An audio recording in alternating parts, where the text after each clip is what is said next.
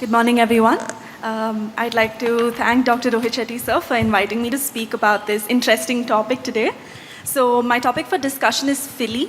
This is femtosecond intrastomal lenticule implantation, which is nothing but tissue addition for treatment of hyperopia and keratoconus using SMILE lenticules. I have no financial disclosures. So how did this entire concept start? We have Barker's law, which states that if tissue subtraction from the center of the cornea corrects myopia, then it only makes sense that equal amount of tissue addition in the center of the cornea should correct hyperopia. And this is what led to the thought process of implanting the femtosecond lenticules. And this study was conducted and published in Cornea Journal back in 2014 by Dr. Sri Ganesh and his team, where cryopreserved SMILE lenticules were implanted for correction of hyperopia. This study was performed after ethics committee approval, informed consent taken, and donor SMILE lenticules matched for this spherical equivalent were utilized. Serology was performed, and patients 18 years or older were recruited. Hyperopia refractive error ranging from +3 to +11 diopters were considered with an astigmatism less than 1 diopter and a pre-op CDVA of 0.6 logma or better, and patients with a strong motivation for refractive correction. So initially, the cryopreserved lenticules were utilized, as you can see here, but however, because of wider availability and popularization of KLX procedures, we have the privilege of using fresh lenticules, which in our centers we use on the same day nowadays. So this is the procedure itself. Using the Visumax platform, we create a femtosecond pocket. This is we created with a 320 degrees hinge. It's how you create a flap. Then using the SMILE dissector, the pocket is opened up, as you can see here. Then we go ahead with the lenticules. So initially it was the cryopreserved lenticules, which were thawed for around 10 minutes and then washed with BSS for another 5 before insertion. But nowadays, since we have fresh lenticules, it's just stored in BSS for max to max a day and then utilized. It's easily inserted. We have the instrument that you saw, which was the lenticule pusher, the Ganesh lenticule pusher, which is available with Epsilon. And then it can be further spread out with the Chansui dissector. And that is the procedure. This is the immediate post-op picture. As you can see, it's quite clean and neat, and you can visualize the lenticule in the pocket.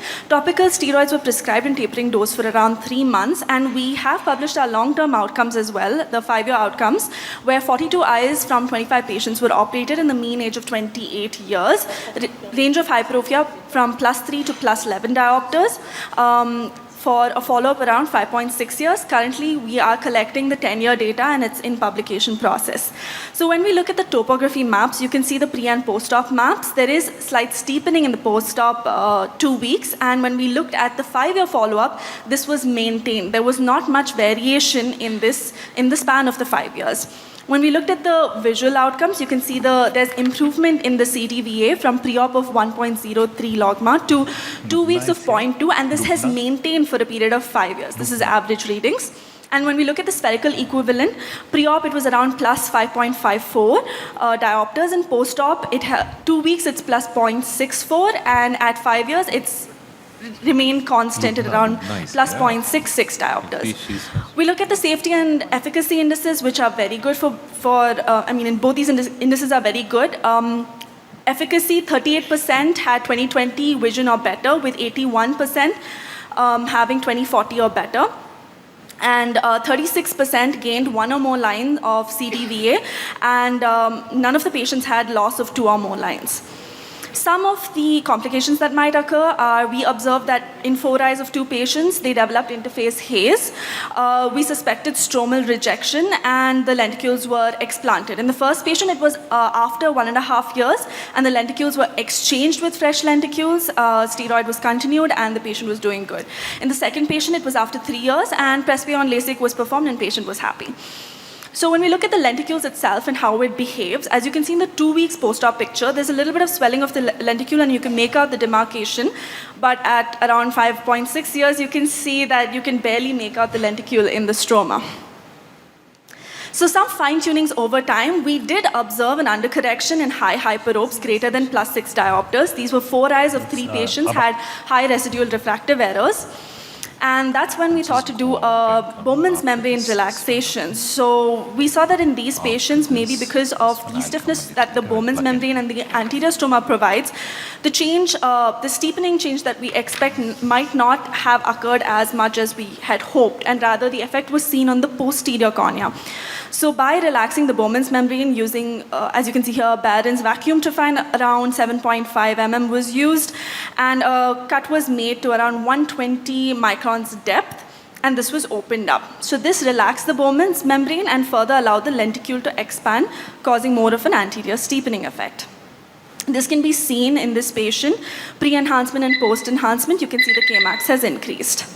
So these are just some images and OCT findings to show you the depth, and you can further read about this. It's been published in GRS in 2022. So some of the problems that we face in LASIK or PRK for hyperopia, we have seen regression and higher order aberrations, decentration, large flaps, and significant dry eye, high rates of retreatment. However, when we look at FILI, the epithelial maps of FILI, you can see that there's not much variation even when there is a high refractive error of +9 diopters. So some of the potential advantages for of FILI is it maintains the prolate corneal shape, minimal change of regression and aberrations, no flap-related complications, less post-op dry eye, low risk of immunological rejection, and it is reversible with BMR that can be done for enhancements. Now let's look at FILI for keratoconus. We all know C3R is a proven treatment modality to stop progression. However, visual and refractive results of C3R are not satisfactory, which is why there are a lot of combined procedures like topo-guided PRK, intracorneal ring segments, and phakic IOLs. But they have their own list of complications and side effects. So when we look at the cornea itself in keratoconus, there's central steepening with a flatter mid-peripheral part. So that's when we thought, what about addition of a donut-shaped tissue? So once that is inserted, it would cause steepening in the mid-peripheral part and relative flattening in the center, which improves the shape. Along with cross-linking, there will be stabilization of the keratoconus. So this is why this study was performed on 6 eyes of keratoconus. The inclusion criteria was mild to moderate keratoconus with evidence of progression, but it was a central cone and patient had contact lens intolerance. Exclusion criteria was advanced keratoconus. Surgical technique was selection of the lenticule by matching of the donor lenticule done on the basis of the spherical equivalent after ruling out axial myopia.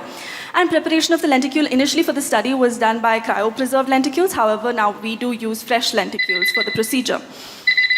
So just a quick video, I'll run through it. This is the lenticule preparation. It's placed on a Teflon block. With the help of PVA sponge, it's rolled out, placed in the center, and we do soak it with riboflavin dye, which helps not only demarcate the lenticule, but also stiffen it. Then we punch out the center 3 mm with a biopsy punch, as you can see here, and then the center can be removed, and we get a lovely donut shape. Next, the pocket creation is similar to the hyperopia FILI. It's opened up. Because it's a keratoconic eye, we do soak with riboflavin for around 60 seconds, and then it's washed out. And then the lenticule itself is implanted. This is a slightly older video, which is why for implantation, a double-handed technique was utilized, as you can see here. But now with the help of the Ganesh lenticule pusher, this has also become a lot easier.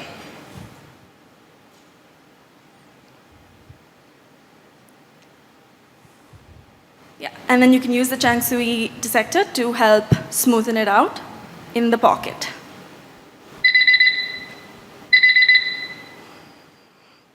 And then the cross-linking is performed.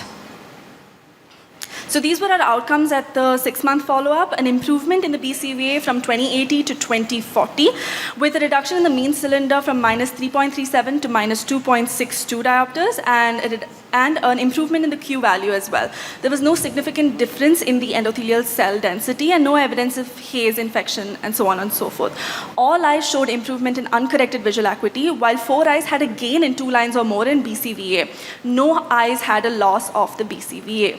When we look at the change in the topography and refraction, you can see here, as you can see here, the donor tissue implanted was matched to minus 3.25, and we can see that the K-mean has also reduced from 48 diopters to 44 diopters, and refraction improved, and the BCVA improved from 2080 to 2040. These are some of the clinical pictures on dilatation. You can see the lovely donut-shaped lenticule in the pocket. And this is an anterior segment OCT picture showing you the depth at which it's placed. When we look at the asphericity maps, we can see the Q value improvement as well. There's a lot of flattening from minus 1.13 to 0.19. When we have a look at the epithelial maps, on the screen right side is the pre-op and left side is the post-op. So on the right side, there's a little bit of thinning, epithelial map thinning in the center, but post-operatively it shows central thickening.